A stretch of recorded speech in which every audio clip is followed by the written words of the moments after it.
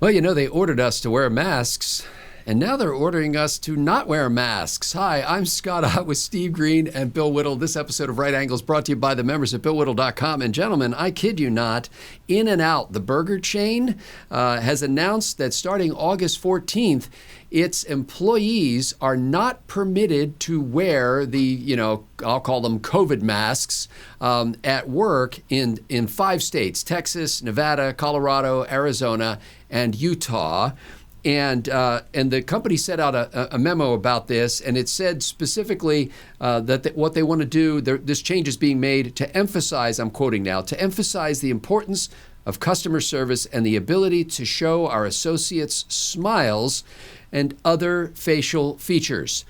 Now, there are some exceptions to this rule. If you have a specific medical condition or health concern, but if you have that, you have to have a note from your doctor. Now, the doctor doesn't have to say in the note what your specific medical condition is, because that would be a violation of HIPAA, regulations. But you have to have a note from your doctor in order to have permission to wear a mask to work. And if you're going to wear a mask, you've got this note from your doctor, it is going to be an employer-issued N95 mask. So you can't get away with just, wearing the Christian Dior, veil or whatever. So this is fascinating to me, because it wasn't so long ago that people were rebelling against the notion of having to wear masks at work, and now people have to be told to take them off. Bill Whittle, and without going too much into the long history of the previous concept of having to wear a mask, did you ever think we'd get to a day when employers actually had to make policies to say, oh, by the way, you can't spend all day breathing your own exhaust? Well, I happen to live in the world capital of this kind of neurosis. And as the pandemic ended and people were no longer required to wear masks, here in Los Angeles, large percentage of the population, I'm talking, it's certainly in our building, 3 months after we were no longer required to wear masks, I'd be willing to say that 60% of the people were still wearing them. So in the immediate aftermath of COVID, you could sort of say, okay, well, these people are just a little bit more, nervous about these things than other people. Then as time goes on, you realize you see people walking outside on the street, walking their dog, wearing a mask, or driving around Los Angeles inside their SUV with the windows rolled up by themselves, wearing a mask. And that's when I realized that this blue disposable mask is the MAGA hat for progressives, that it's a political symbol, it's a political identity, it's a statement that you're not one of these insane Trumpers who wasn't worried about this thing. And now I'm at the point where I actually think I've come to what I think this is really about, because I still see people wearing masks fairly frequently. And what I've come to realize is that there's a lot of people out there who like wearing masks.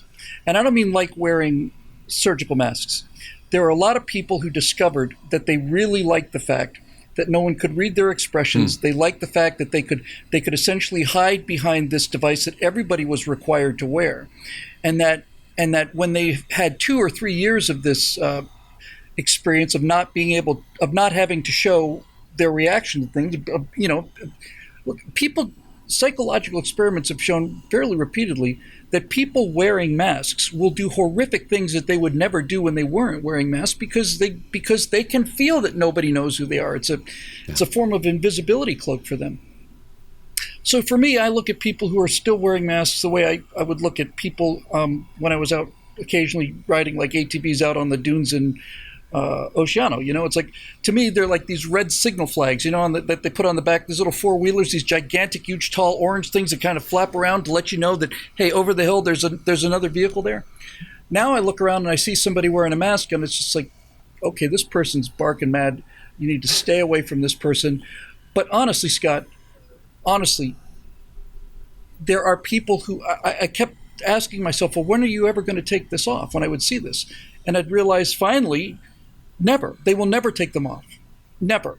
They are too valuable a psychological crutch for them, and so they're going to stay forever. So I'd be willing to bet you there are people who will quit their job at In-N-Out rather than abandon the ability to go around anonymously and not have to face other people or their interactions. This raises all kinds of interesting issues, Steve Green. It's including things like to what extent can your employer control what you wear at work? And I know a lot of employers have become a lot more lax about things like piercings and tattoos and certain kinds of fashion accoutrement because it's getting more difficult to hire people. And so they're becoming more flexible and saying, okay, well, if you want to wear your nose ring at work, not such a big deal. And obviously you run into some things like religious situations where if you have an employee who is a strictly observant Muslim who feels like she needs to have her face covered, what do you do about that? It doesn't say you can get a note from your imam saying that you had permission to wear the mask at work. It's interesting, though, Steve, this chain, In-N-Out Burgers, and we have one, by the way, right near where I work, and it is delicious. They back in October of 2021, the chain sparked controversy by refusing to require employees to check customer vaccination status before dining in, and this was in Contra Costa County, which I assume is in California. And so instead of requiring their employees to check their customers' vaccination status, they just close their dining rooms and they say we're going to do takeout. And at that time, one of their officers of the company said, "We refuse to become the vaccination police for any government." And they're, of course, in the story I read about this, they're getting blowback. This was on KTLA.com. They're getting blowback from some health officials who are saying, the CDC guidelines still recommend that you do this voluntarily. And Steve, I do know a couple of people at work who still wear masks at work, and they wear them mostly now in the presence of customers. And one of them told me once that it had something to do with fear that you might catch something at work because you're in contact with hundreds of people all the time, and then take it home to your grandbaby, for example. Should there be reasonable accommodations to say, look, the whole pandemic, Steve, amped up everybody's concern about communicable diseases. What's wrong with letting somebody continue to wear a mask to protect themselves and their families? Well, you got a lot to say about this. I'll answer your immediate question directly, and that is it's bad customer service. For all the reasons Bill was just saying, when I go into a place, I want friendly service. I want to make that human connection, that contact you make when you. That's what keeps you going into stores when you can still get it, when you can get pretty much everything online now. It's one of the nicest parts of dining out is when you have good friendly service. That makes you want to go back to that place, and you don't get that with somebody wearing one of these face diapers. That said, we've come a long way from 2020, when there's a barber shop here in my little town in Colorado that had a little handwritten note on the counter next to the cash register. Well, it's not a cash register, it's one of those, iPad things. And the handwritten note said, If you have a medical condition that prevents you from wearing a mask in our store, HIPAA regulations prevent us from asking you about it. And guess what? Everybody in that barber shop's just taking the mask off as soon as they saw the sign. And on the way in, because this was 2020, we're putting up I'm taking my boys to get their haircuts there, and we're putting on the mask as we walk in the store. And as I walk in, somebody's at the counter, and they tap the little sign to get my attention. I read a little sign, go, taking this thing off. So we've gone a long way from using HIPAA to get out from under these government mandates to companies like In-N-Out finally saying, look, we've had enough. If you actually have a condition, get a doctor's note and wear the N95 mask, because everything else is BS. You know it. We know it. The CDC knows it. So get serious. Just like Bill's segment last week. If you're serious about climate change, don't drive the giant SUV after you fly the private jet to the climate change conference. Ride your damn bike the whole way. Same thing. If you're actually afraid of this stuff, you've got to wear an N95 mask, because that's the only thing that does any good. So get serious. Dump your neurosis. That reasonable accommodation thing, there's no reasonable accommodation for the irrational. You just got to slap some sense into these people, and I don't mean that literally. So I really like what In-N-Out has done here. And that N95 detail, that was a real cherry on top of this story for me, because I saw the headline earlier today and I thought, oh, good on In-N-Out, but I'm very busy and important and didn't have time to read the actual story, so I didn't know about the N95 part. And that is, as far as I'm concerned, that's what shows that In-N-Out has done their homework. They know where their customers are, they know where most of their employees are, and they know that it's not their sane, emotionally healthy employees that are still insisting on wearing these useless pieces of cloth on their faces. So good on them for that. And you know what? I know what I'm doing for dinner tonight. Just one thing, Scott, Yeah. for your friend who works at the store with you. At no point during the pandemic did anyone ever make the claim that wearing masks prevent you from catching things. The idea of the mask Prevents you from turned out spreading not to be true, but the idea was to prevent you transmitting it to other people. When surgeons go into a surgery and wear masks, and when they scrub up, it's not so that they're worried about catching germs from the person they're operating on. Yeah. They're scrubbing up and wearing gloves so that they don't transmit germs to the person with the open chest cavity. And so the entire argument there is, I don't want to catch something. It was never ever about not catching something. It was about conceivably not spreading something. Turned out it wasn't about that either. And I guarantee you that there are many, many thousands of people who do not understand that, despite the fact that it got repeated over and over again.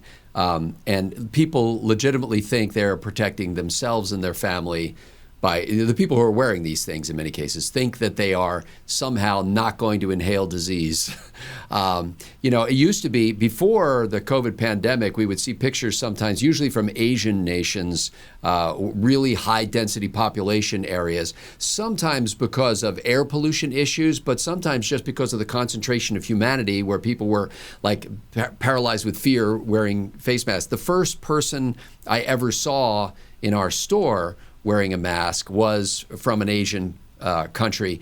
And when I saw him, I just literally thought, oh yeah, I've seen those pictures, from overseas where people just feel like they have to wear masks because they're afraid of getting sick because they're in, high population concentration. So it was just kind of literally an alien idea to me.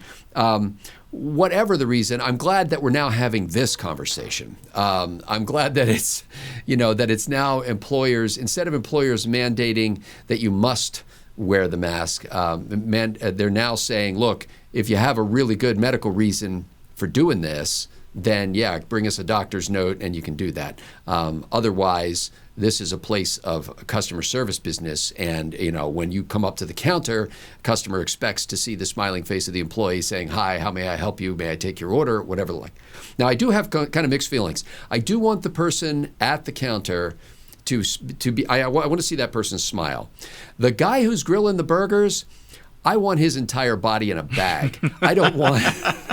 I mean.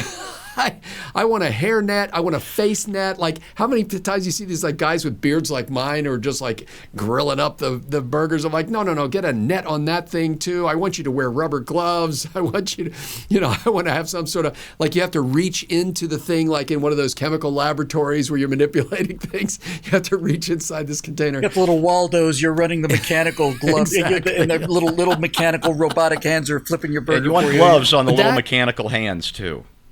Either that or just, that's right. Either that or just wall the whole thing off because I don't want to see it.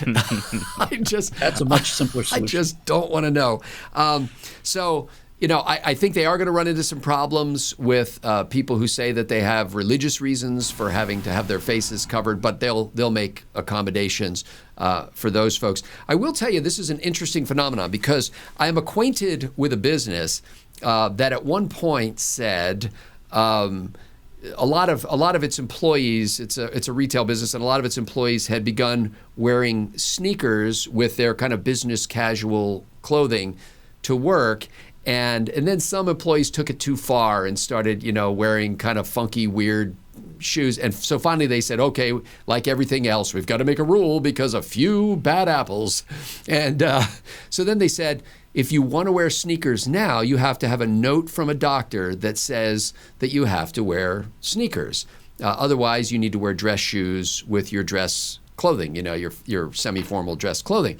And so I actually applied to my doctor, got a note, submitted it, and all that kind of stuff.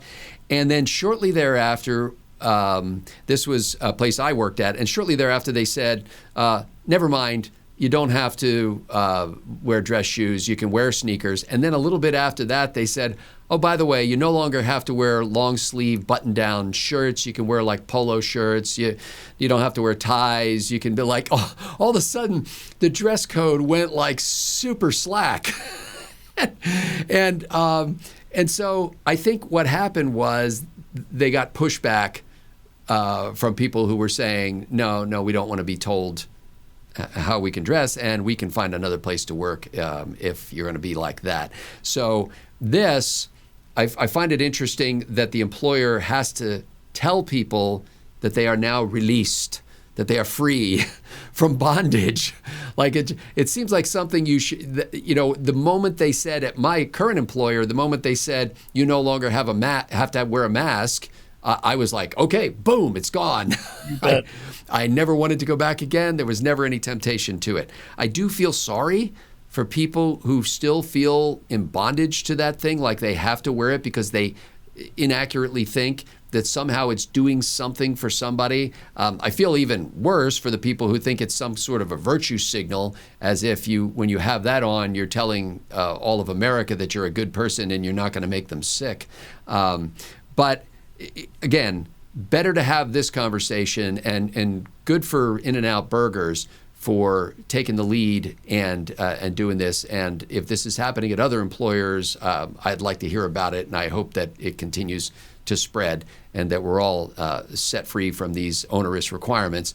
And just, frankly, pray for the people who have this misunderstanding. Apparently, you can't just inform them because they've been informed for 2 years and they didn't get it. For Bill Whittle and Stephen Green, my name is Scott Ott. Thanks to the members at BillWhittle.com for making Right Angle possible.